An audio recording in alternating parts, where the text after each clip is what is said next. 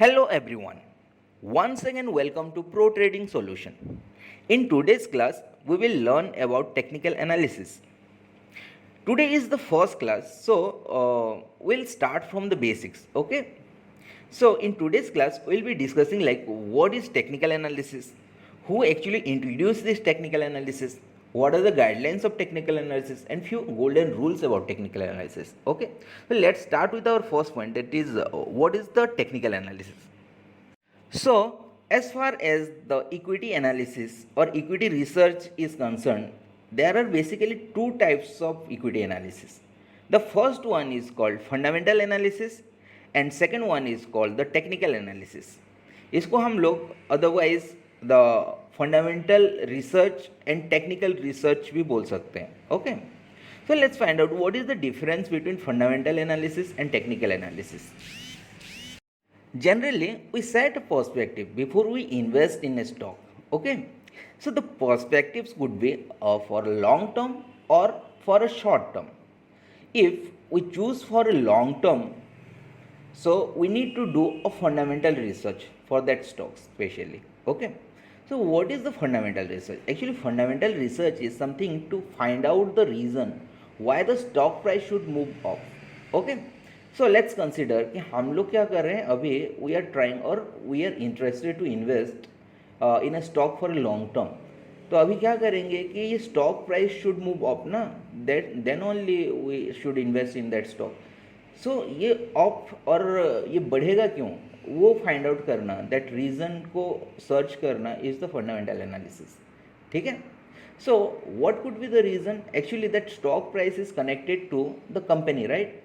So company is the reason, actually what the company is doing is the reason.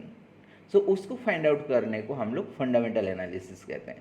Like the reason is connected to the company. So company actually क्या कर रहा है कि company is the what unit of many factors. Like आपका company का structure कैसा है, उसमें environment कैसा है, management कैसे कर रहा है, how efficient that is, financially strong है कि नहीं, okay, projects goods आ रहे हैं कि नहीं. Okay, so something that news or that events are in favor of that company, then company is doing good, or something that news or events are against the company, then the company is doing bad. Okay, and that result will reflect on the stock price. ठीक है. तो ये सब research करने को हम लोग fundamental research कहते हैं. But for a short term perspective, we should go for a technical analysis. So what is technical analysis exactly? It tells us that assume the stock price factor is everything, reason follow later. ठीक है. So unlike fundamental analysis और fundamental research में हम लोग क्या करते हैं, we just find out the reason why the stock price should move off, right? वो स्टॉक प्राइस कैसे बिहेव करेगा, उसको हम लोग कैसे करते थे, उसका रीज़न फाइंड आउट करते थे, and that is called the fundamental analysis. But यहाँ पे क्या है, that price factor is everything, मतलब कि it is called the price behaviour और प्राइस एक्शन. ठीक है. So what is the price action? The price action is the price behaviour और the patterns of the price movement in the past. ठीक है. मतलब कि हिस्टोरिकल प्राइस बिहेवियर, जो past में वो कैसे पैटर्न बना के मूव कर रहा है, ठीक है, उसको हम लोग एनालाइज करते हैं यहाँ पे in the technical analysis. Okay, and accordingly we assume its probability of movement in the future. ठीक है. जो पास्ट का जो बिहेवियर है और द पैटर्न्स फॉर्म कर रहा है, उसको हम लोग कंसिडर करके उसका फ्यूचर में क्या एक्शन होने वाला है उसको प्रेडिक्ट करते हैं. That is called the technical analysis. Okay. Further, the study of the technical analysis categorically involves the following factors. Okay. First one is study of price charts. ठीक है. You must have heard about the candlestick charts, okay, pie charts और the line charts. ठीक. तो these are the types. Okay. Category मतलब ये study of price charts में वो सब कैटेगरी का हम लोग पढ़ने वाले हैं. Secondly, it based on the law of demand and supply. Okay.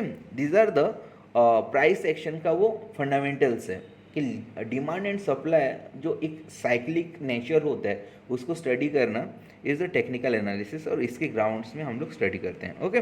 Thirdly, depicts what's the masses things. obviously this technical analysis is based on the emotions biasness, ठीक है.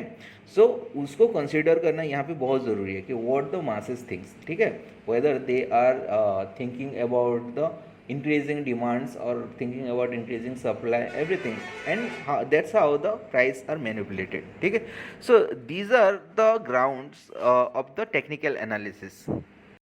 But before moving ahead, first let's discuss about some history about the origin of technical analysis. Okay, and here it is. During 18th century, actually there was a financial journalist called Charles Doe. So Charles Doe, actually he is the one who first introduced this technical analysis. He used to write for the Wall Street Journal. Okay, and further he developed a theory about the price behavior which was widely accepted by the Americans. So वो क्या करता था exactly, वो financial journalist था, तो वो every companies का price को वो सिर्फ पॉइंट आउट करता था एंड उसका वो पास्ट में क्या बिहेव किया था, वो पैटर्न्स क्या फॉलो किया था और कैसे फॉर्मेशन किया था उसको ही फॉलो करता था, एनालिसिस करता था, एंड वो फ्यूचर का जो एक्शन होने वाला है और मूवमेंट होने वाला है उसको प्रेडिक्ट करता था और वो जर्नल में लिखता था. Wall Street is a huge और very big journal actually. Nowadays also आपके अमेरिका में Wall Street the financial journal है, आज भी पढ़ाया जाता है, तो उसमें वो काम करता था एंड वो ही use to write the journal. Later on क्या किया, वो ही डेवलप्ड ए थ्योरी, जो भी वो नोट करता था वो एक थ्योरी बना दिया. Okay, so his theory was named after his name. वो क्या किया कि वाइडली एक्सेप्टेड था ना वो थ्योरी, एक्चुअली बहुत ही काम आया. सो लोगों ने क्या कर दिए, उस थ्योरी को उसके नाम से जाना गया, that is Dow theory. Okay, Dow theory. And Charles Dow, hence it is he is known as the father of the technical analysis. Okay, तो फर्स्ट वो डो ही इंट्रोड्यूस किया था टेक्निकल एनालिसिस, इसीलिए उसको क्या बोला जाता है, he is the father of the technical analysis. Okay, he is so famous in America, ठीक है, वो बहुत फेमस है अमेरिका में, उस वक्त भी था. That's why there is an index in America. वो न्यूयॉर्क स्टॉक एक्सचेंज का एक इंडस्ट्रियल क्या है, एक अलग सा सेक्टर्स है जिसका स्पेशली एक इंडेक्स रिप्रेजेंट करता है अबाउट दैट सेक्टर्स, ठीक है. We already have learn about the index, right. तो इंडेक्स क्या करता है आपको पता है कि स्पेसिफिकली वो एक ग्रुप ऑफ स्टॉक्स को रिप्रेजेंट करता है, हाउ दे आर परफॉर्मिंग. तो स्पेशली इंडस्ट्रियल कुछ एवरेज इंडस्ट्रियल ग्रुप्स हैं एक न्यूयॉर्क स्टॉक एक्सचेंज में लिस्टेड, उनको रिप्रेजेंट करता है उनका परफॉर्मेंस को, and that index is called DJIA which stands for Dow Jones industrial average, ठीक है, for NYSE New York stock exchange का. ओके, सो दिस एक्सचेंज और this index is named after his name only, ठीक है, dough Jones, Charles dough का नाम पे ही ये एक्सचेंज का जो इंडेक्स है उसका नाम पे ही है. Okay, so this is about the history. Technical analysis कहाँ से आया था and who actually introduce, mister Charles Dow actually introduce this technical analysis. Okay, so however in order to study the technical analysis we have to go through this Doe theory. Okay, वो जो theory बनाया था ना उसमें कुछ disciplines थे, there were some guidelines disciplines जिसको वो टेनेंट्स बोलते थे.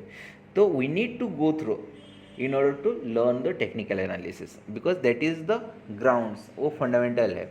Okay, so the Dow theory has total 9 principles और जिसको हम लोग गाइडलाइंस भी बोल सकते हैं. Okay, and today we are going to discuss this principles one by one, right. Let's start with our first principle and it says that prices discount everything. That means actually as per the definition of technical analysis हम लोग क्या करते हैं कि we consider the price factor is everything, right. मतलब it provides us the information about its behavior, okay, and उसको हम लोग consider करके उसका further future movement को judge करते हैं. That is the technical analysis only. That means here the first principle is कि price discounts everything, मतलब price gives us everything, right. क्योंकि हम लोग यहाँ पे इम्पोर्टेंस किसको दे रहे हैं, सिर्फ प्राइस को ही दे रहे हैं, ठीक है.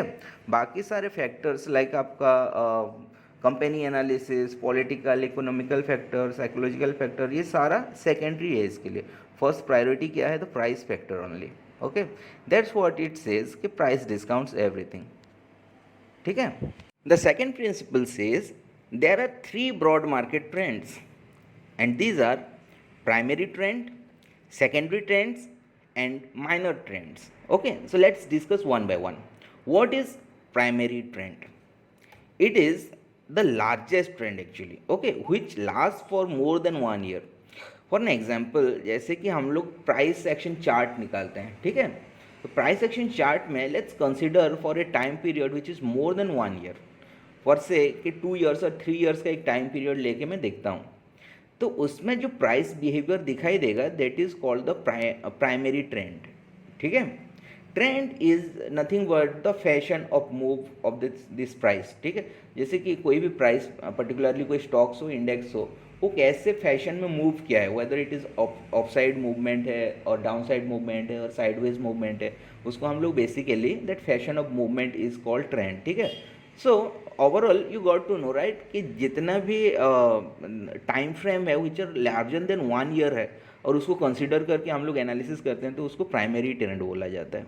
Okay, when there is a wave of rising prices we have a rising market, मतलब उसको हम लोग अदरवाइज बोलते हैं टेक्निकल टर्म में बुलिश मार्केट भी बोलते हैं. ठीक है, and when on the contrary the prices are declining we have a falling market, और उसको हम लोग क्या बोलेंगे? टेक्निकली बेयरिश मार्केट बोलते हैं. ठीक है, so the primary trend can either be what? Bullish market और bearish market, like rising market और फॉलिंग मार्केट. ठीक है, so this is about the primary trend. Here is the example actually in towards more clarification, towards bring more clarification. यहाँ पे एक example मैंने लिया है. So this is a chart for the bank nifty. So this is an index, bank nifty आपको पता होगा, which represents all the banking sectors. जितना भी बैंकिंग स्टॉक्स है उसका परफॉर्मेंस को ये रिप्रेजेंट करता है, दैट बैंक निफ्टी. ठीक है, सो this is a chart for 5 years. Okay, यहाँ पे देख सकते हैं मैंने टाइम फ्रेम कंसिडर किया है since 2018 to as of now. ठीक है, 2023, तो 5 years का चार्ट है. अभी इसमें ट्रेंड कैसे पता करना है, कैसे पता कर सकते हैं हम लोग? जस्ट पॉइंट आउट और नोट्स द स्टार्टिंग पॉइंट. जैसे कि 2018 में जब ये चार्ट स्टार्ट हुआ था, वहाँ पे वो स्टार्टिंग पॉइंट को हम लोग देखते हैं. तो starting point was actually approx 26,000, nearly 26,000 के आसपास था तब. Okay, and let's check out the final point अभी तक. सो अभी जो फाइनल पॉइंट है इस चार्ट में, the bank Nifty is trading at 44,427. सो 26,000 था आपका 5 years back and right now it is trading at 44,427. तो overall what is the changes? In a positive side में वो चेंज हुआ है ना. ओके, उसको आप कैसे कर सकते हो अदरवाइज कि जैसे कि let's consider the starting point and the final point, दोनों को एक ज्वाइन कर लेते हैं स्ट्रेट लाइन में. ठीक है, उसको हम लोग ट्रेंड लाइन भी बोलते हैं. So if we check the straight line और द ट्रेंड लाइन, तो ये ट्रेंड लाइन कैसा है? इंक्लाइन ऑर्डर में है. ठीक है, ऐसे इंक्लाइन होके हुआ है. इसको हम लोग जनरली राइजिंग मार्केट बोलते हैं.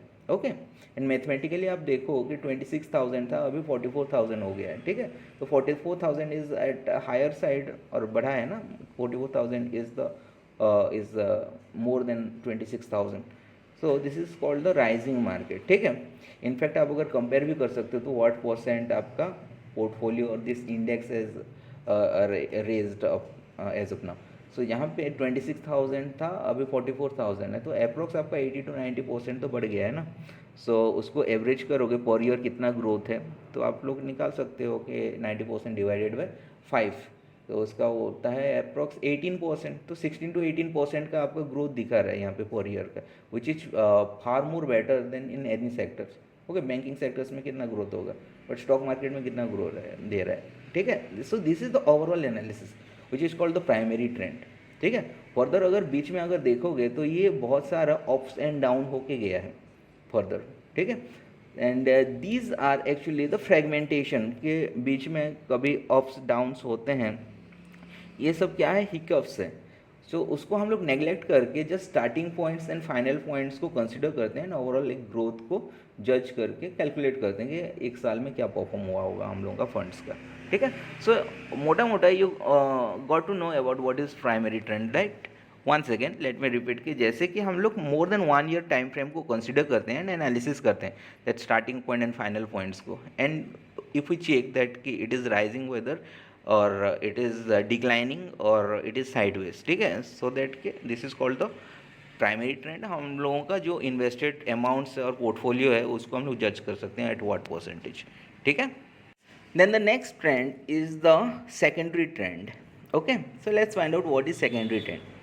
It is actually an intermediate trend. That means कि आपका जैसे प्राइमरी ट्रेंड हो गया, this is a larger wave, right, ठीक है। प्राइमरी ट्रेंड में हम लोग कंसिडर करते थे that time frame should be more than 1 year. Okay, so उसको अगर हम लोग पार्ट्स में डिवाइड कर देते हैं और we fragment this primary trend, तो स्मॉल स्मॉल पार्ट को हम लोग सेकेंडरी ट्रेंड्स बोल सकते हैं, ठीक है। So the primary trend is made up of lots of secondary trends, ठीक है, सब सेकेंडरी ट्रेंड्स को मिला के प्राइमरी ट्रेंड बनता है। तो स्पेसिफिकली सेकेंडरी ट्रेंड कैसे होता है कि it last for from 3 weeks to 3 months.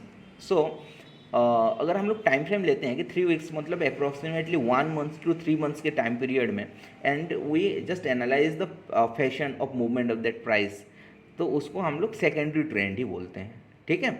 Earlier example में हम लोग देखे थे कि that was the primary trend which was consider for the year of 5 years, ठीक है। 5 ईयर्स में हम लोग देखे हैं कि बहुत सारा साइक्लिक मूवमेंट है ना, ऑफ्स एंड डाउन बहुत सारे हैं। Somewhere the ups are at higher degree, downs are at higher degree, somewhere lesser degree में है। सो दैट अनइवन मूवमेंट को अगर हम लोग फ्रेगमेंट कर देते हैं like 1 months to 3 months time frame के हिसाब से, तो we can figure out some that fashion of movement, ठीक है, वो ट्रेंड हम लोगों को पता चलता है, and that trend is called the secondary trend. Okay, so basically this trend represents the correction in the primary trend. Okay, further which lasts for the 3 weeks to 3 months. Okay, as discussed. Further we have an example over here of same bank Nifty का, जहाँ पे देख सकते हैं कि दिसंबर से अभी तक का एक प्राइस चार्ट है। सो अगर 3 मंथ्स को कंसिडर करेंगे तो यहाँ पे दिसंबर से लेके मार्च तक और जनवरी से लेके मार्च तक हम लोग देख सकते हैं दिस इज अ फैशन और मूवमेंट है, जहाँ पे आपका that advance declines in A proper fashion में दिख रहा है, राइट। एंड आफ्टर दैट मार्च के बाद मार्च 20th पॉइंट से यहाँ पे देख सकते हैं आफ्टर जून ये दूसरा फैशन में दिख सकते हैं, ठीक है, अलग अलग। So this analysis are called secondary trend. Okay, then the next trend is called minor trends. Okay, so what is minor trend? Actually it is considered as the short term movement, and it usually lasts less than 3 weeks. Like आपका secondary trend से छोटा है ये वाला। secondary trend कैसा था, 3 weeks to 3 months था, right? so ये कैसा है आपका less than 3 weeks कंसिडर करते हैं। ओके, लोअर साइड में कुछ नहीं है आपका, इवन 5 मिनट्स 15 मिनट्स 1 डे और 1 वीक्स भी कंसिडर कर सकते हैं, मतलब that time frame should be just lesser than 3 weeks है, तो उसको हम लोग माइनर ट्रेंड्स कंसिडर करते हैं, ठीक है। So here is an example, यहाँ पे दिया गया है सेम बैंक निफ्टी का, and I have consider for like 3 और 4 डेज का। सो अगर इसको हम लोग देखेंगे तो it is full of lots of actually hiccups है, बहुत सारे अप्स एंड डाउन्स है ना, बहुत सारे अनइवन मूवमेंट है। तो ये जो अनप्रेडिक्टेबल मूवमेंट्स है for a short time frame उसको हम लोग माइनर ट्रेंड्स बोलते हैं। So this secondary trend is made up of the sum of this minor trends, ठीक है। जो सेकेंडरी ट्रेंड है वो कैसे बना है, ऐसे बहुत सारा माइनर ट्रेंड को मिला के ही बना है। सो अगर थियोरेटिकली बोलें तो कैसे होगा कि this primary trend is the union of secondary trend, and this secondary trends are actually the unions of minor trends, ठीक है। So in a set diagram कैसे होगा, primary trend is the super set, तो उसके अंदर आ जाते हैं आपका सेकेंडरी ट्रेंड, देन उसके अंदर आ जाते हैं आपका minor trend. Okay, hence we can say the secondary trends are the subset of the primary trend, and further the minor trends are the subsets of the secondary trend. Okay, ठीक है, this is the Venn diagram और this is the presentation of the all the trends, ठीक है।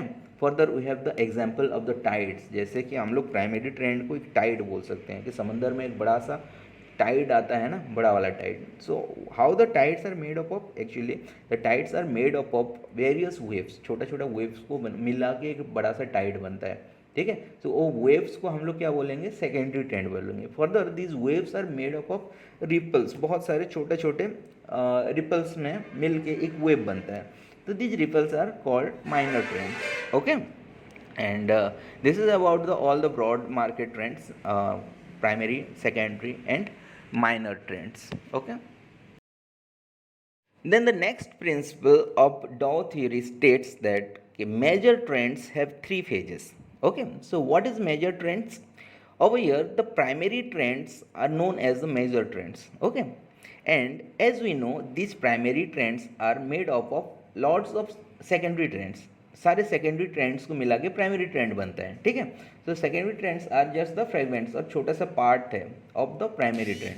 तो सारे ऐसे secondary trends को अगर हम लोग ग्रुपिंग कर देंगे तो it will represent some phases of the primary trend. Okay, and these phases are known as accumulation phase, public participation phase and distribution phase. Okay, ऐसे तीन फेजेस को हम लोग ग्रुपिंग कर सकते हैं और these are the secondary trend only.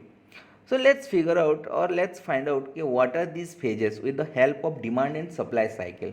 Okay, so here is the demand and supply cycle, and as we can see there are 5 stages in this cycle. So let's start from the bottom. Okay, there is a stage at the bottom called participation by selected few. What does it mean actually? That means there are few selected people at this stage who actually invest on a particular stocks or index because they found that the price of the stock or index is at an accumulation phase. Okay, so first of all let's understand what is accumulation phase.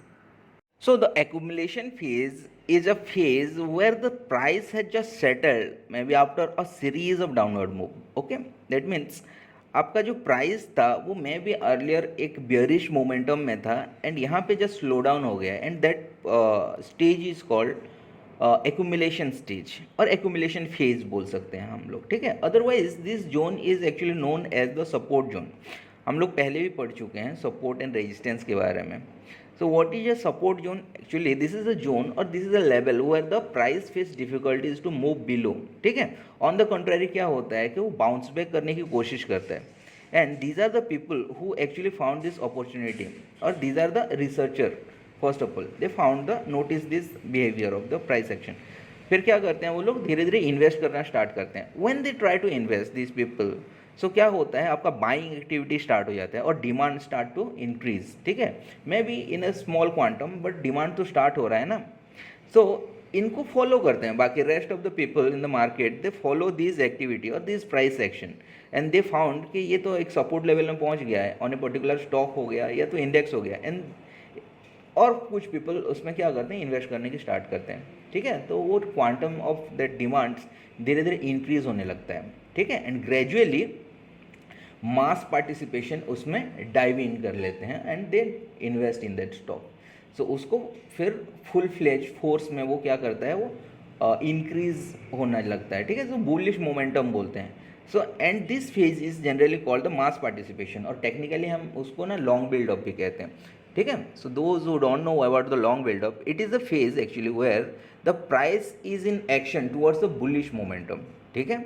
And otherwise हम लोग check भी कर सकते हैं, there is a secondary indicator called volume. तो volume is also participating और supporting this activity और volume भी वहाँ पे इंक्रीज हो रहा होगा, ठीक है। तो वॉल्यूम के साथ साथ प्राइस इंक्रीज हो रहा होता है यहाँ पे at this phase mass participation में, ठीक है। उसको लॉन्ग बिल्डअप भी कहते हैं। Okay, then the next phase is called distribution phase. Okay, तो डिस्ट्रीब्यूशन फेज में क्या होता है जनरली जो प्राइस बिहेवियर था ना, the earlier momentum of that price has just slow down. यहाँ पे क्या होता है स्लो डाउन हो जाता है, ठीक है। तो अर्लियर हम लोगों का कौन सा मोमेंटम था, the bullish momentum. Bullish momentum यहाँ पे स्लो हो जाएगा। Why? Because the reason is जो फ्यू पार्टिसिपेशन थे ना पहले इनिशियली बॉटम में जो लोग कुछ खरीदे थे, they tried to book profit over here. तो यहाँ पे जैसे वो प्रॉफिट बुक करते हैं वो क्या करते हैं, दे कट ऑफ देयर पोजीशन और they start selling their holding. तो जैसे सेल करना स्टार्ट करते हैं, सेलिंग एक्टिविटी होता है, फिर आपका सप्लाई जनरेट होता है ऑन दैट पर्टिकुलर स्टॉक्स हो या इंडेक्स हो। तो जैसे सप्लाई स्टार्ट हो जाता है आपका जो अर्लियर मोमेंटम था बुलिश मोमेंटम वो स्लो डाउन हो जाएगा, ठीक है। फिर उनको देख के और कुछ लोग सेल करना स्टार्ट कर देंगे, तो फिर यहाँ से रिवर्सल हो जाना स्टार्ट हो जाएगा, ठीक है। तो this is the zone which is called the resistance zone as well. तो रेजिस्टेंस जोन में क्या होता है, तो price face difficulty to move above, ठीक है। इस जोन से अबव जाने में उसको डिफिकल्टी लगता है, एंड यहाँ से वो क्या होता है कि रिट्रेस होना स्टार्ट हो जाता है, ठीक है, मतलब रिवर्सल होना स्टार्ट हो जाता है। ओके, टेक्निकली इस जोन को हम लोग लॉन्ग अनवाइंडिंग भी बोलते हैं, because earlier it was long buildup, तो बिल्डअप को क्या हो रहा है, वो अनवाइंड हो रहा है, मतलब प्रॉफिट बुकिंग टेक प्लेस हो रहा है यहाँ पे, ठीक है। तो this is about the next step which is called distribution phase. After this distribution phase, the rest of the people who have invested in that stock or index, they also realize कि यहाँ से price और of नहीं जाएगा, ठीक है, of side और भी जाएगा नहीं, because of the resistance ahead, ठीक है। फिर वो क्या करेंगे, वो सेल करना स्टार्ट कर देंगे। कोई कोई अपना मिनिमम प्रॉफिट में भी सेल करना स्टार्ट कर देगा, कोई एट द ब्रेक इवन भी स्टार्ट कर देगा, और कोई अपना मिनिमम लॉसेस में स्टार्ट करना स्टार्ट कर देगा, दोज हु हैव जॉइंट और who have invested later on, ठीक है। फिर क्या हो जाएगा, वहाँ से सेलिंग प्रेशर बिल्डअप होना स्टार्ट हो जाएगा इन दैट पर्टिकुलर स्टॉक हो या इंडेक्स हो, okay, resulting increase in the supply, right. तो सप्लाई जैसे इंक्रीज होता है तो एक मोमेंटम बिल्डअप हो जाता है, bearish momentum in a flow, right. So जैसे मोमेंटम बिल्डअप हो गया उसमें ऑन ए पर्टिकुलर स्टॉक हो या इंडेक्स हो, फिर क्या करते हैं कि कुछ फ्रेश पीपल होते हैं जो एडवांटेज लेना चाहते हैं उसका, ठीक है, and they try to make their short position, यहाँ पे शॉर्ट सेलिंग करना स्टार्ट कर देंगे, ठीक है।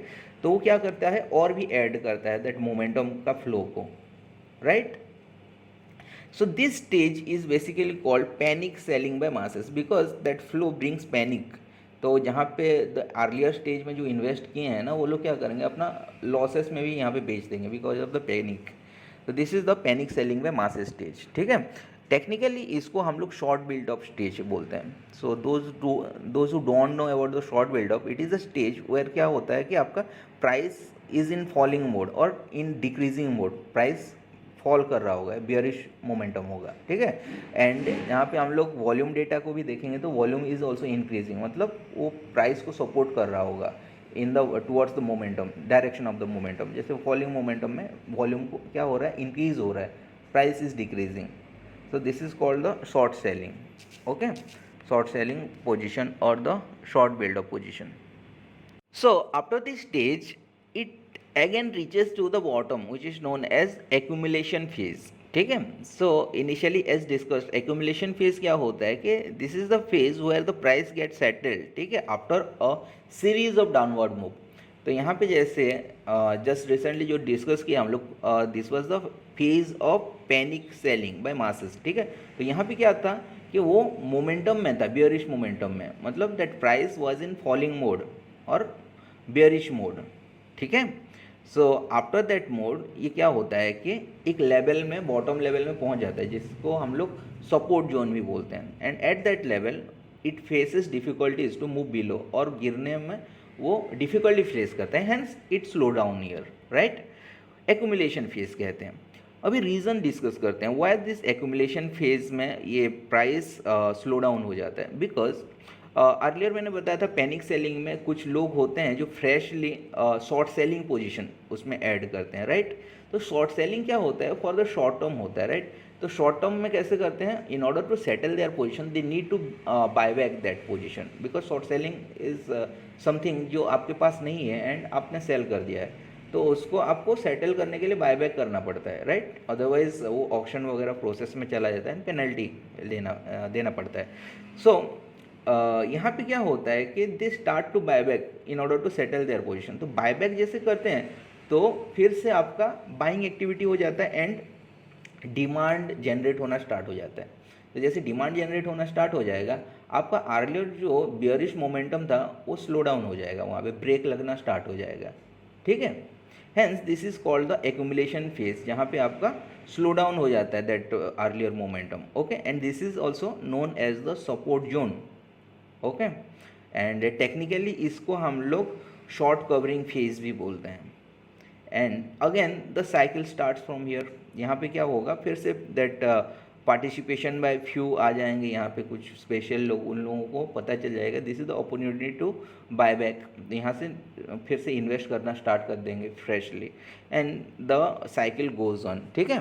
फिर से आपका मास पार्टिसिपेशन आएगा, डिस्ट्रीब्यूशन आएगा, फिर से सेलिंग आएगा, फिर से एक्यूमुलेशन आएगा, and this is the cycle of demand and supply cycle, okay. So as for the demand and supply cycle and the different phases, like primarily आपका accumulation phase है, mass participation phase है, and distribution phase है. So आपका secondary trend जो होता है वो accordingly behave करता है and they form the waves of the primary trend, ठीक है. Then the next principle of Dow theory tells us that indices must confirm each other, ठीक है. So as we know market में बहुत सारे indices available है. For an example Nifty is one of them. Nifty represents the NSE, National Stock Exchange को वो रिप्रेजेंट करता है. Similarly Sensex is the index of BSE, Bombay Stock Exchange, ठीक है. And there are various sub indexes are there also, like आपका bank Nifty हो गया, CNX IT हो गया, आपका निफ्टी फार्मा हो गया, एट्सेट्रा, ठीक है. So these indices should support each other और they should confirm each other. For an example जैसे हम लोग ने चेक किया कि निफ्टी इज ट्रेडिंग पॉजिटिवली, ठीक है, since morning. That means NSE is trading positively, okay. And at the same time हमने चेक किया कि सेंसेक्स इज समहाउ फ्लैट और Sensex is trading negatively, okay, और the bank Nifty is showing negative. That means क्या हो रहा है कि वो ईच अदर को सपोर्ट नहीं कर रहे हैं, they are not confirming each other, ठीक है. वो सारे वन डायरेक्शन में अगर मूव करें, आइदर बुलिश हो या तो बेयरिश हो, वन डायरेक्शन में सारे indicators, then only they confirm each other, ठीक है. So that is what this point says और this principles tells us that indices must confirm each other, ठीक है. Otherwise there is a confusion in the market and you don't get any clarity in that market, ठीक है. So invest in that market when you get 100% clarity. So this is one of the guidelines over here mentioned in the Dow theory कि अगर आपने सारा indicator और सारा index को check किया and they confirm each other, then only you dive in the market, ठीक है, और start investing in that market और particular कोई stocks हो, okay. Then the next tenet of Dow theory states that volume must confirm the trend. That means whatever the trend could be, like आपका bullish trend हो या it is a bearish trend, volume उसको support करना चाहिए. Though Dow actually recognize volume as a secondary indicator, but it is very important factor in confirming the price signals. Okay, so price किस direction में and at what force it is moving, वो कौन confirm करता था? आपका volume confirm करता था, ठीक है. So as per him simply ही स्टेट्स दैट कि वॉल्यूम शुड एक्सपांड और increase in the direction of major trend, ठीक है. So for an example primary trend का डायरेक्शन जो भी हो, फॉर एन एग्जांपल आपका बुलिश हो या तो बेयरिश हो, अपवर्ड और डाउनवर्ड, तो उसको कंफर्म कौन करेगा? वॉल्यूम करेगा. In what way? It should increase और एक्सपांड इटसेल्फ, ठीक है. वॉल्यूम अगर इंक्रीज हो रहा है तो डायरेक्शन वो परसिस्ट कर रहा है, मतलब ट्रेंड अभी तक है, ठीक है. सो वंस फिर फर्दर क्या होता है कि वॉल्यूम रिएक्ट करता है इन डिक्रीजिंग मोड. जैसे वॉल्यूम जो प्रीवियसली ट्रेंड को सपोर्ट करते हुए इंक्रीजिंग मोड में था, वो डिक्रीजिंग हो जाता है, धीरे धीरे फ्लैट हो जाता है और डिमिनिश हो जाता है. तो क्या होगा? आपका प्राइस भी वहाँ से उस हिसाब से रिएक्ट करने लगेगा, ठीक है. प्राइस में वो साइडवेज और वहाँ से रिवर्सल लेना स्टार्ट कर देगा, ठीक है. सो अपवर्ड के लिए भी सेम है एंड डाउनवर्ड के लिए भी सेम है. तो अपवर्ड मीन्स बुलिश ट्रेंड के लिए भी वॉल्यूम सपोर्ट करना चाहिए. If the trend actually persist then volume should confirm, and bearish trend के लिए भी सेम है, वॉल्यूम शुड कन्फर्म, मतलब वॉल्यूम इंक्रीज होना चाहिए. डाउनवर्ड मूव हो रहा है, वॉल्यूम इंक्रीज हो रहा है, तो डाउनवर्ड मूव परसिस्ट कर रहा है वहाँ पे, ठीक है. तो this is the theory about the volume and this is the principle of the Dow theory. Then the next principle of Dow theory says that trend persists until a clear reversal occurs. That means there are various factors available in the market who confirms the trend. For an example, volume, open interest, support level, resistance levels, etc. ठीक है. So when there is a trend, for example minor trend हो गया या तो secondary trend हो गया. सो ये trend continue हो रहा है बोल के कौन कंफर्म करेगा? These are the secondary indicators. Okay, as I mention कि जैसे वॉल्यूम हो गया, ओपन इंटरेस्ट हो गया, सपोर्ट, रेजिस्टेंस एक्सेट्रा, ये क्या करेंगे? वो ट्रेंड का कंफर्मेशंस करेंगे whether the trend is in the ongoing process और it has taken the reversal और it is going to take the reversal ahead. ठीक है, तो वो वॉल्यूम, ओपन इंटरेस्ट वगैरह उसको कंफर्म करते हैं. Then the next principle is history repeats itself. So as we know, जैसे कि हम लोगों का डिमांड एंड सप्लाई साइकिल हम लोग डिस्कस किए थे. So market is full of emotions actually. ठीक है, so that emotion implies demand and supply. So जहाँ पे हम लोग डिमांड्स देख रहे हैं, it become supply after some time, and जहाँ पे सप्लाई है that converts to demand after some time. मतलब मार्केट को हम लोग देखें और जज करें तो it moves in cyclic nature. Okay, hence ये थ्योरी वही बोल रहा है कि हिस्ट्री रिपीट इटसेल्फ. मतलब there is a certain phase, whether it is a accumulation phase हो या मास पार्टिसिपेशन फेज हो, वो कन्वर्ट हो के सेल ऑफ फेज में आ जाता है, सप्लाई फेज में आ जाता है और डिस्ट्रीब्यूशन फेज में आ जाता है, एंड वाइस वर्सा. ठीक है, then hence it is prove that the history repeat itself. Next principle says the closing price is the most sacred one or the most important one. ठीक है, so when Doe actually formulated his theory, वो क्या करते थे? Generally the closing price of particular stocks को ही consider करते थे. ठीक है, whether the closing price is at high level और at bottom level, that means at high side, upper side और डाउन साइड्स, उसको देख के वो प्रेडिक्ट करते थे कि what is the possibility for the future movement of that stock price. ठीक है, दैट्स वाई अगर उनके लिए वो क्लोजिंग प्राइस इंपॉर्टेंट था, that's why he wrote in his theory that the closing price is most sacred और important one for a technical analysis. ठीक है, further he mentioned in his theory that buy on rumor and sell on news. Hence it is one of his principle. Okay, we can consider it as one of the principle.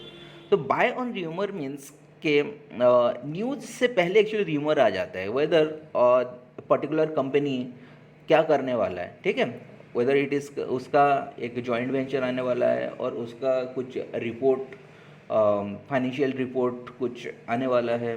Okay, और कुछ favour में है company का और कुछ favour में नहीं है, वो र्यूमर पहले आता है बिफोर अ न्यूज़. ठीक है, सो व्हेन र्यूमर आता है देन यू बाय. ठीक है, अगर कुछ पॉजिटिविटी आने होगा तो you must buy before any news, and that is the rumour. ठीक है, and when news comes you sell that.